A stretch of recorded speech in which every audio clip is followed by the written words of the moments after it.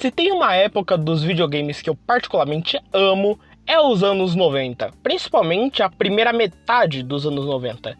Não só pelos consoles da época, como os mais famosos, que eram o Super Nintendo e o Mega Drive, assim como eu também adoro os consoles mais desconhecidos dessa época, como o Neo Geo e o PC Engine, e também que foi nessa época que vários jogos que eu amo hoje em dia foram criados, como o Sonic, Mega Man X, Street Fighter, Bomberman, entre outros. E também que a guerra de consoles era mais saudável, entre aspas, pois as pessoas em si não brigavam por causa disso, pois o público-alvo na época eram crianças e adolescentes, e eles não brigavam por causa de videogame, assim, ficavam brigando porque o moleque furou a fila na hora da merenda. E também que era mais as empresas se alfinetando nos comerciais e nos jogos, como por exemplo em Donkey Kong Country 2, que os sapatos do Sonic estão juntos com uma placa escrita No Hopers, ou Sem Esperanças, traduzindo. E também uma lata de lixo, só pra constar. E também que o primeiro boss de Alex Kidd in the Shinobi World é uma paródia do Mario, com ataques como bolas de fogo e também ficando pequenininho quando ele é derrotado. Uma bela referência, eu acho. Mas enfim. E em meio a tantas coisas incríveis dessa geração, também temos o que eu considero a maior desgraça dessa época. Com o sucesso de Mario e Sonic, as outras empresas também tentaram fazer os seus próprios mascotes para chamar a atenção da garotada e bater de frente com os dois gigantes dos jogos de plataforma. E a grande maioria desses jogos são de qualidade duvidosa, ou pelo menos mal planejados. Isso é algo que vocês vão perceber conforme o vídeo for passando. E se você não se lembra desses jogos ou não conhece eles, agora você vai conhecê-los. Então, sente-se, pega um lanche, que agora estamos indo em mais um vídeo onde iremos falar de mascotes estranhos dos anos 90. De jogos. É só de jogos, então não vai ter, sei lá, um Chester Cheetos da vida.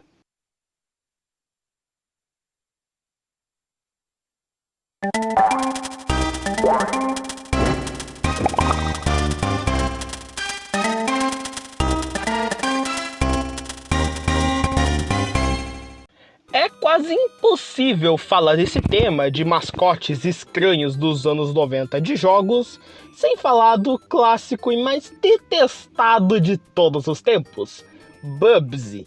Se você não conhece Bubsy, ou você é novo demais para conhecê-lo, ou só não se lembra, o que eu não vou te julgar em nenhum dos dois casos, até porque eu acho é melhor você nem conhecer esse gato miserento. Mas, resumidamente, ele é uma mistura de Mario com Sonic e uma equipe tão incompetente quanto o cara que criou Taiwan com o Fox. O Sr. Wilson do Colônia Contra-Ataca fez um vídeo sobre Bubsy 3D, falando um monte de coisa daquele jogo e explicando porque ele é uma porcaria completa. Falando que a física do jogo era uma droga. E, bem, física cagada é uma marca registrada do Bubsy, aparentemente. Pois desde o primeiro jogo dele, os controles são uma porcaria. Foram diversas vezes que eu pulei em uma direção e o Bubsy simplesmente deslizava pro lado, mesmo que eu esteja segurando pro lado oposto. Ou que ele só vai e se avança, mesmo sem que eu esteja segurando o botão pra ele ir. É tipo Ghosts and Ghosts, que se você pula em uma direção, o personagem só vai nessa direção. Porém, nesse jogo você até pode controlar o Bubsy levemente no meio do ar, mas é muito inconsistente e desengonçado. E ainda por cima que isso é um jogo de plataforma. Ele não foi pensado para ter um pulo estilo de Ghosts and Ghosts. E também que é péssimo esse tipo de pulo em um jogo tipo Mario. Imagina jogar Mario com os controles de Ghosts and Ghosts, seria uma porcaria. E esse jogo é a prova disso. Eu coloquei um detector de controle pra meio que tentar mostrar o que acontece. Eu sei que não tá tão bonito, eu podia ter deixado melhor, mas foi o que deu. E, bem, outra marca registrada do PUBG é que sempre antes de você iniciar uma fase, o PUBG vai fazer uma piadinha idiota. What could possibly go wrong? Tudo, PUBG, tudo poderia dar errado na droga do seu jogo. E mais uma coisa, vasculhando um pouco na internet, eu descobri que o PUBG tem uma certa linha de jogos. Teve esse jogo que eu comentei, tivemos PUBG 2, que eu não tô afim de falar sobre, PUBG 3D, que o Sr. Wilson já fez vídeo, como eu mencionei. Também teve um jogo do PUBG de 2018 para consoles atuais, pelo menos da época. Olá pessoas, eu sou o editor. Caso vocês não tenham me visto nos vídeos anteriores, mas enfim, tem algumas coisas que o Moon só descobriu depois de fazer o roteiro. Primeiramente que o jogo do PUBG de 2018 lançou apenas para PlayStation 4 e PC, e em 2019 o PUBG teve um jogo novo chamado PUBG Pause on Fire lançado para as mesmas plataformas de antes e também para Nintendo Switch, mas não vale muito a pena. Mas enfim, voltando pro vídeo. E que trouxe o personagem de volta, infelizmente. E esse gato desgramado também conseguiu ter um jogo para Atari Jaguar. Se você não sabe o que é o Atari Jaguar, é um console dos anos 90 que tentou fazer os 64 bits antes do Nintendo 64. Porém, não deu tão certo assim. É um console bem duvidoso. Mas se você nunca jogou PUBG, não joga. Se você ainda tem amor à sua sanidade mental.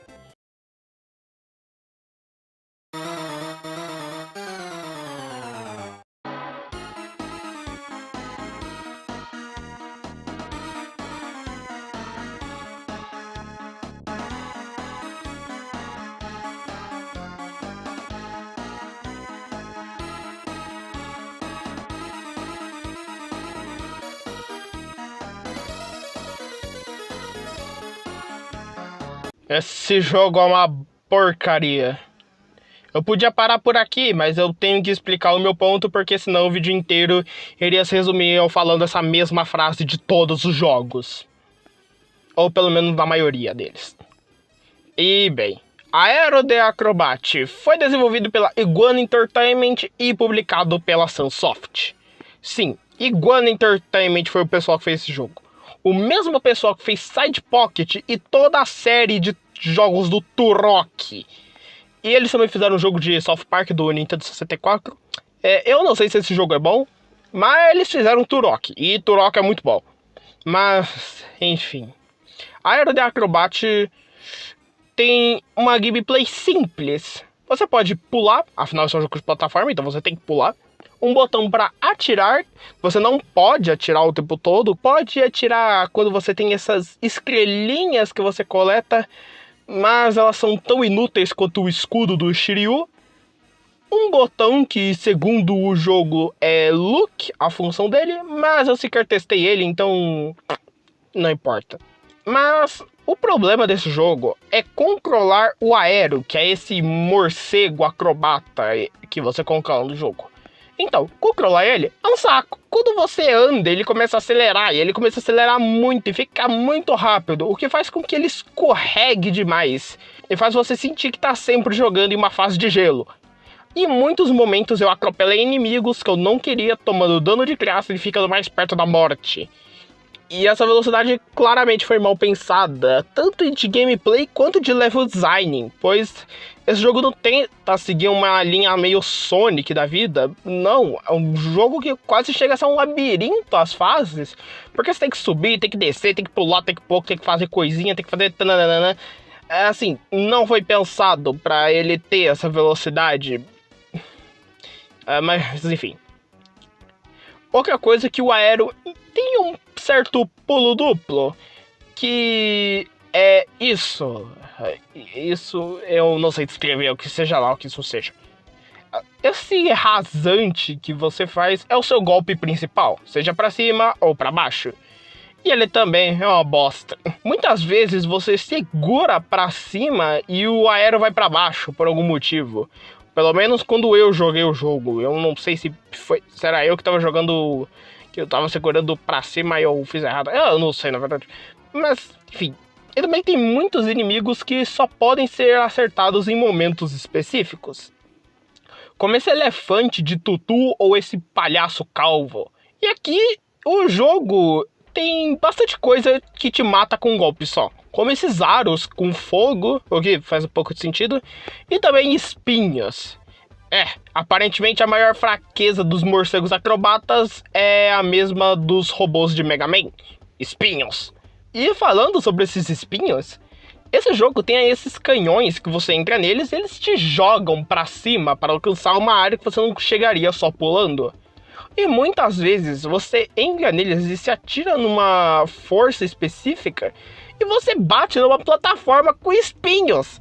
Olha só que legal e divertido. O jogo te dá uma trollada épica. É o jogo do zóio, né, meu? Ai, meu, que saco. E mais uma coisa. Se você toma um game over nesse jogo, ele é muito específico. Comigo foi o seguinte. Eu estava na 4ª fase e tomei o game over. Porque esse jogo é uma bosta. Quero dizer... porque eu acabei morrendo várias vezes. Aí eu cliquei em Continue, que era para eu continuar a minha aventura. Porém, eu estava na 4ª fase, eu fui no Continue e eu voltei para primeira fase. Eu voltei pro início do jogo, mesmo tendo clicado em Continue. Eu nem sei se preciso passar de algum mundo ou derrotar algum boss para poder meio que salvar e dar o Continue da onde eu parei. Mas, sério, então pra que o jogo me deu um continue se eu volto na primeira fase? Eu poderia continuar falando sobre como esse jogo é horroroso, mas aí eu vou ficar louco. Então vamos falar da única coisa que eu achei de bom nesse jogo. As animações do Aero. Que, sendo bem sincero, esse jogo tem várias animações muito bem animadas pra um jogo dos anos 90. Tá certo que é só o personagem principal que tem essas animações fluidas com muitos frames de animação? Sim. Mas ainda assim, são animações com muitos frames de animação e são muito boas e bonitas de se ver. Ele reage com bastante coisa. Tipo, quando você tá nadando depois de pular de uma plataforma alta nesse laguinho, ele fica nadando de costas e assim, é muito bonitinho. O jogo tem várias animaçõezinhas de coisas acontecendo e isso mostra que o pessoal realmente sabia como fazer animações pro personagem principal. Esse jogo originalmente estava exclusivo para os consoles do Super Nintendo e Mega Drive, pois ele lançou naquela época. Porém, alguns anos atrás, se eu não me engano, acho que foi ano passado, o jogo teve um relançamento para todas as plataformas atuais, ou seja, Xbox Series X e S, PlayStation 5, PC e Nintendo Switch. Pois é, esse jogo teve um relançamento, enquanto isso Earthworm Jim e Boogerman estão presos nos 16 bits. O que é uma pena.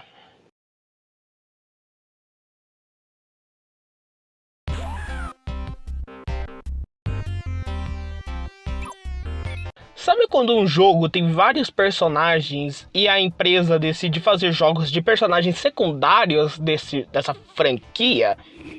Então, a Aero The Acrobat conseguiu ter os seus jogos de personagens secundários. Enfim. Zero The Kamikaze Squirrel, ou também conhecido no Japão como Zero The High Flying Squirrel, porque será, né?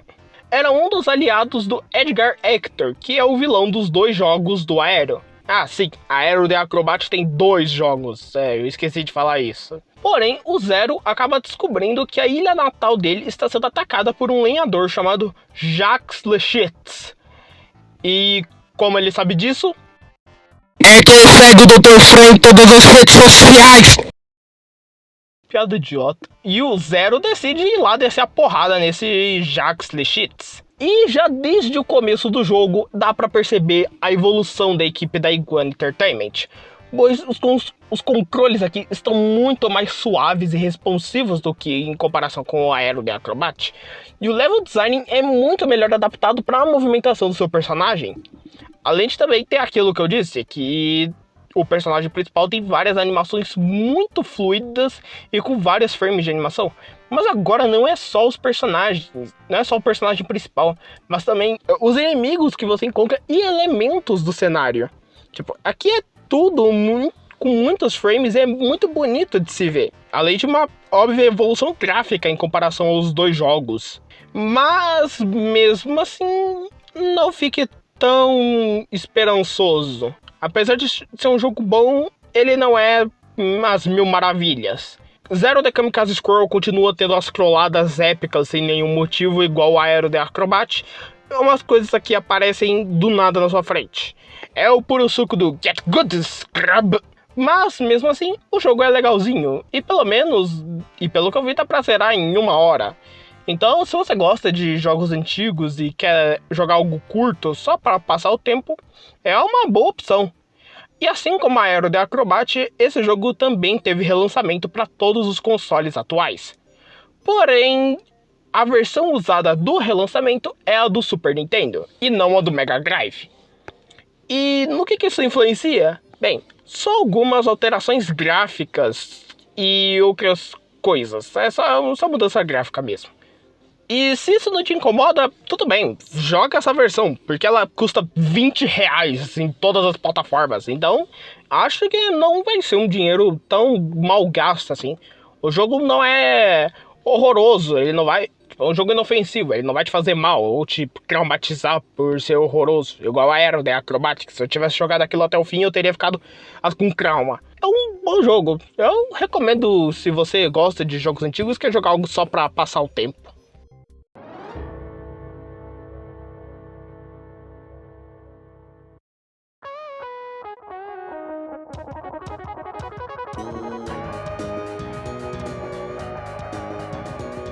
Sabe quando um jogo tem boas ideias, um ótimo potencial, mas uma execução feita com a bunda? Tá aqui um desses casos, que apesar de ser um jogo meio estranho, afinal o protagonista é o Yellow Devil, só que com um moicano verde, Mohawk e Headphone Jack, não me pergunta o nome dessa birosca. Ele é um jogo simples de plataforma. Sobre a sua gameplay, o seu personagem principal, a habilidade dele é virar uma bola de espinhos e correr muito rápido. Pera, eu acho que eu já vi isso em algum lugar. Mas enfim, e o nosso, não sei como chamar esse bicho daí. Também pode dar esse mortal pra trás, que é um pulo mais alto. Sua outra habilidade também é...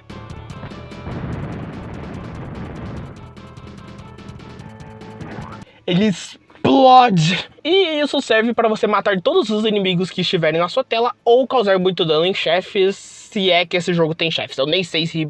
nem consegui ver se o jogo tem chefes. Sobre correr rápido, então, saiba que isso é uma péssima ideia. A câmera é colada no seu personagem, mal dando pra ver o que vem na sua frente, e quase sempre você vai tomar dano de graça sem nem ver o inimigo. E outra coisa desse jogo bem ferrada, já que estamos falando da sua câmera, bem... toda vez que você pula, parece que o cameraman tem um derrame. Porque esse jogo meio que tem a mecânica de gravidade zero ou gravidade adaptável, eu não sei dizer. Mas, resumindo, o seu personagem pode pular do chão para uma plataforma que está de lado ou o teto. Basicamente, você pode andar em qualquer superfície que estiver. Seja uma plataforma que está de lado a 45 graus ou qualquer outra coisa. E isso acaba deixando a câmera muito desengonçada, balançando pra cima e pra baixo. E é um saco. E esse jogo também tem uns power-ups, como transformar os seus pés em rodas e te dar asas. Que são bem inúteis e eu nem entendi o pra que colocar essas bodegas. Mas enfim. E outra coisa desse jogo é o seu level design, que ele é horroroso, porque as suas fases são gigantes e nem um pouco intuitivas. Eu fiquei perdido em menos de 5 minutos de gameplay. Eu nem sei como eu passei da primeira fase, pra ser bem sincero. É muito ruim. Em um jogo de plataforma é importante ter um bom level design, e esse jogo não tem. Eu realmente sinto que esse jogo, ele tinha boas intenções. Ele queria ser um jogo da época, queria ser um clássico. Porém, foi muito mal executado e muito mal pensado. Eu não sei se o desenvolvimento dele foi apressado ou coisa do gênero, mas mesmo assim, não importa. por mais que esse jogo realmente queria ser bom, ele foi muito mal executado, o que é triste. Mas ninguém se importa com isso.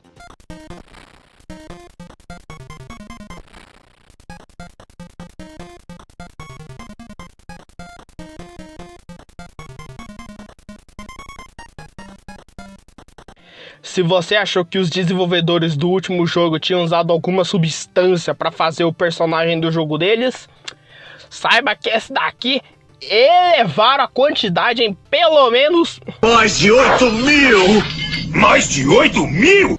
Pois, olha isso, são guepardos bombados que fazem coisas, eu não sei o que eles fazem, mas enfim, Cheetahman, ou The Cheetahman, né, enfim, os Homem Guepardo. Esse jogo aqui, ele é especial, porque ele tem, é mais do que ser só um jogo aleatório.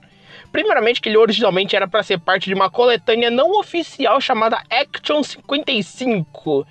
E esse jogo, ele não queria tentar bater de frente com Mario e Sonic, não. Ele queria competir com Tartarugas Ninja. Sim, guepardos bombados contra Tartarugas Ninja. Eu tô lendo o roteiro certo, mas enfim. Essa coletânea saiu tanto pra Nintendinho quanto pra Mega Drive. Porém, pra jogar mesmo, eu só encontrei The Cheetahman 2 de Nintendinho. Mas enfim, vamos ver do que essa pomba se trata. Enfim.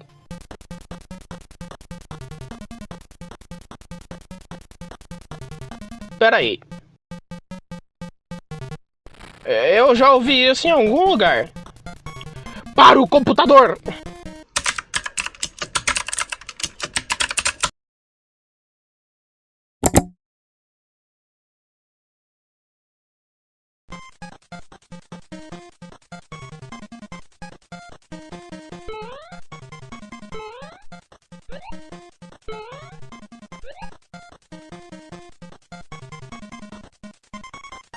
Essa é a música do Cat Mario! Não esse! Ai, meu Deus do céu. Sim, Cat Mario, aquele jogo de navegador extremamente troll com a sua cara, que vive de fazer trollagem. Ele tirou a música desse jogo. Pois é. Olha, se isso é um bom ou mau sinal, eu não sei, mas pra mim é um péssimo sinal. E, por acaso eu tô errado? Não, esse jogo é uma bosta. Olha os gráficos disso, isso é uma porcaria. Olha isso. Eu tô jogando no mesmo console que roda Mega Man 5, que lançou no mesmo ano e no mesmo console. E esse jogo consegue ter gráficos piores que Adventure do Atari. Eu não tô zoando. E a gameplay, um pulo duro, que parece que foi programado por um feto que ainda tava na barriga da mãe. Você tem um tiro tão fino quanto um palito de dente. E também tem esses blocos que não sei se eram pra te ajudar ou qual que era a função deles, mas só te atrapalham. E os inimigos... os inimigos... Muitos deles são baixinhos e pequenos, como essas larvas, o lagarto, sei lá que diabo é isso. E aqui o seu personagem não se agacha, ele não abaixa, então você não pode atirar neles. Então você vai tomar dano deles por causa desses blocos que ficaram no seu caminho e de um pulo que foi muito mal programado. Ai, meu Deus. Eu joguei esse jogo, acho que por uns 4, 5 minutos, não foi tanto tempo assim. Mas eu vi que em long plays da internet dá pra zerar um jogo em 8 minutos. É 8 minutos. 8 minutos é o tempo de você ir no banheiro, fazer número 2, dar 3 mortais pra trás e voltar e ainda vai estar no meio do jogo. E olha na Wikipédia, que aparentemente são dos piores jogos de todos os tempos. Já dá pra entender o porquê. Meu Deus, eu quero nunca mais ver esse bagulho na minha vida. Então, vamos pro próximo jogo, antes que eu fique louco.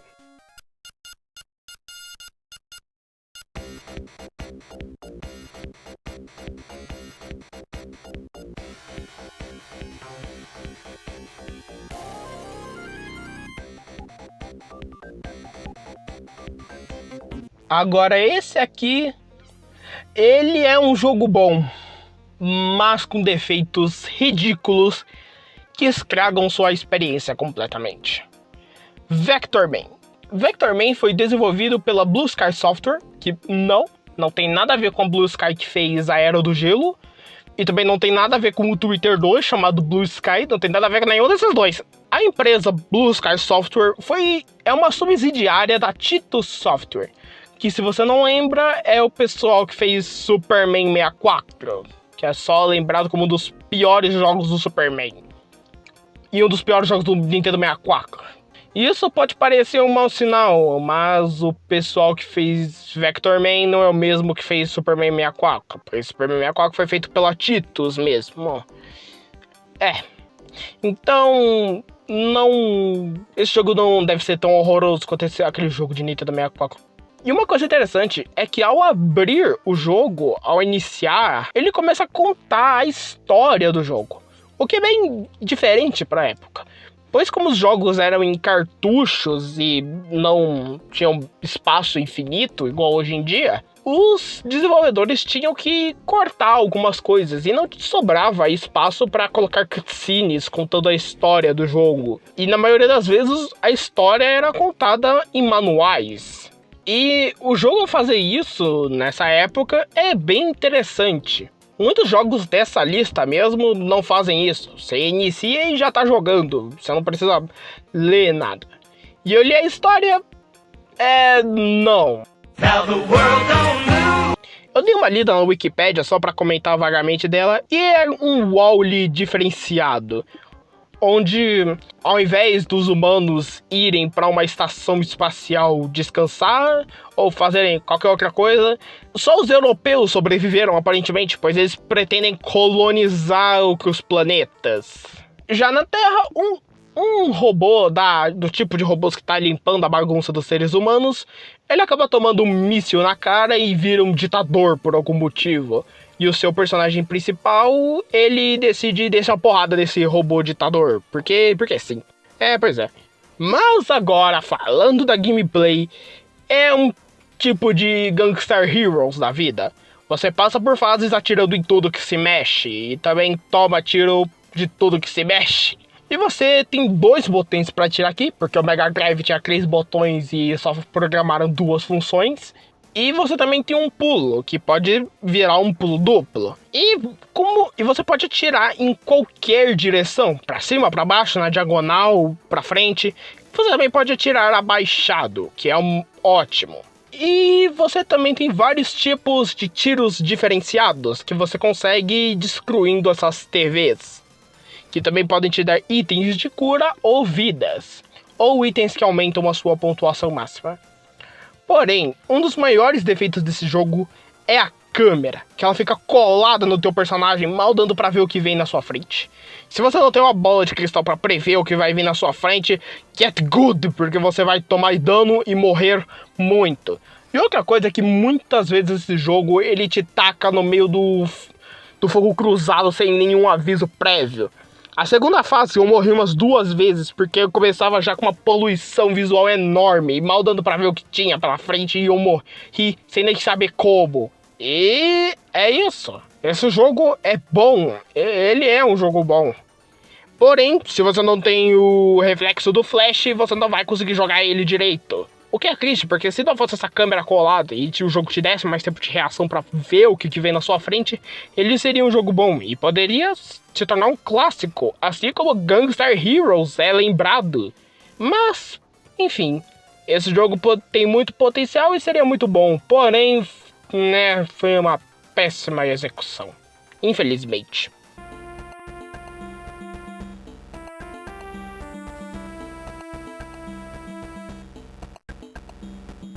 Isso foi uma surpresa pra mim. Bonk's Adventure. Esse jogo era pra ser o mascote da Red Company, que fez um monte de jogo, mas eu não conheço nenhum. E eu não sei se você conhece, mas enfim. O primeiro jogo do Bonk foi feito em parceria junto da Red Company e também pela Atlus. E se você não sabe quem que é esse pessoal, eles são basicamente os criadores de Persona e Shin Megami Tensei. Que, se você não sabe, Shin Megami Tensei é basicamente o pai dos RPGs por turno. Se você já jogou Pokémon ou o próprio Persona, você sabe por que esse jogo é tão importante. O jogo original de Bonk foi lançado para TurboGrafx 16, ou também conhecido pelo seu nome japonês, que é 1000 vezes melhor, PC Engine. E se você não conhece esse console, eu não te julgo, pois ele fez muito pouco sucesso nos Estados Unidos e só fez um leve sucesso no Japão. Mas enfim, Bonkers Adventure era para ser meio que o mascote do PC Engine em si, pois seu nome japonês é PC Genjin, não sei falar. Dá pra ver que é uma alusão ao nome japonês do console. Mas enfim, o jogo, ele é simples. É um jogo de plataforma padrão, onde você vai da esquerda pra direita. E nesse jogo, você usa a sua cabeça como ataque principal. Sim, aqui você dá cabeçada nos outros pra matar os inimigos. E você não pode matar os inimigos pulando na cabeça deles, mas você pode matar eles batendo por baixo. E você pode fazer embaixadinha com os inimigos também. Olha que legal. E se você apertar um botão de pulo no ar, o Bonk, que é esse moleque cabeçudo, ele dá uma cabeçada no chão, que se você acertar um inimigo, dá mais dano do que a cabeçada normal. Bem, e outra coisa, você passa o jogo coletando frutas, que curam um pouquinho da sua vida, mas curam. E esse jogo também tem essas plantas aí que aparecem, que algumas são molas, outras dropam as frutas que eu mencionei antes, outras saem o inimigo do nada, mas você mata ele com um golpe, então... E algumas podem dropar uma carne, e essa carne funciona igual o Aku de Crash Bandicoot. Se você pega uma, você pode tomar uma porrada antes de começar a perder vida. Porém, se você pega duas carnes, o bebê cabeçudo, ele evolui e vira o bebê cabeçudo nível 2. A sua cabeçada fica bem mais forte e se você dá uma cabeçada no chão, todos os inimigos ficam paralisados por um breve momento. E assim que você pega a segunda carne, você fica invencível por alguns segundos. Assim como acontece quando você pega 3 máscaras de Crash. E esse jogo, ao contrário dos outros que eu mencionei antes, ele é bom, ele é muito bom. Ele é tão bom que eu fiquei jogando ele por 1 hora inteira, sem nem perceber que o tempo tava passando. Eu joguei esse jogo por 1 hora inteira, sem nem ver o tempo passar. É sério, esse jogo é muito bom.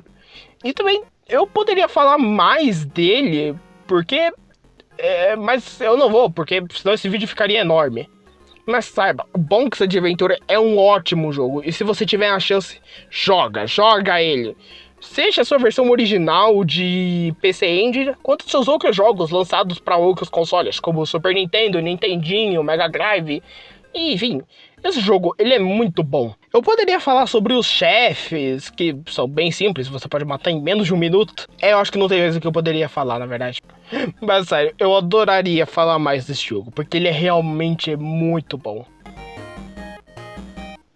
Ah, e uma coisa que eu esqueci de falar desse jogo é que ele tem algumas salas que você pode entrar e você entra em um bônus. Bônus food. Pega a comida. Beleza. Isso é mamão com açúcar.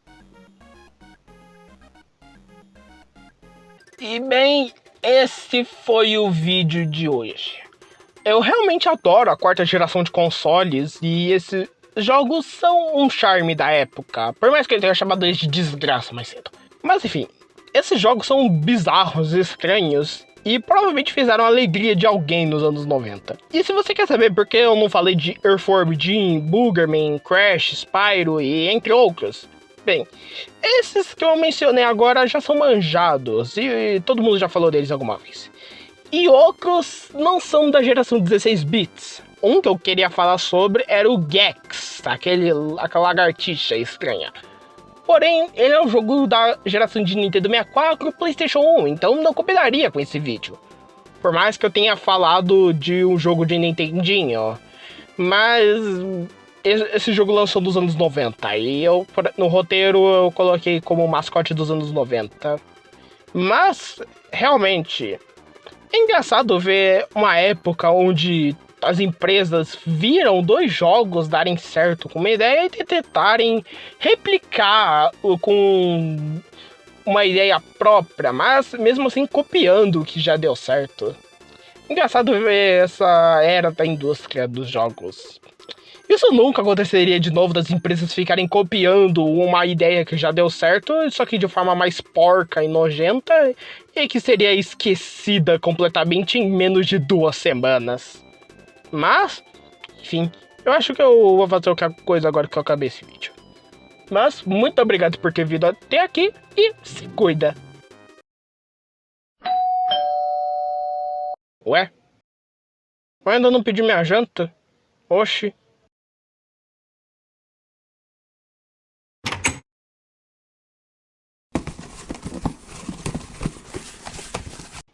Não, não, não, não, não, não, eu não vou, não, eu não vou, não. Não! Eu não quero jogar essa aposta.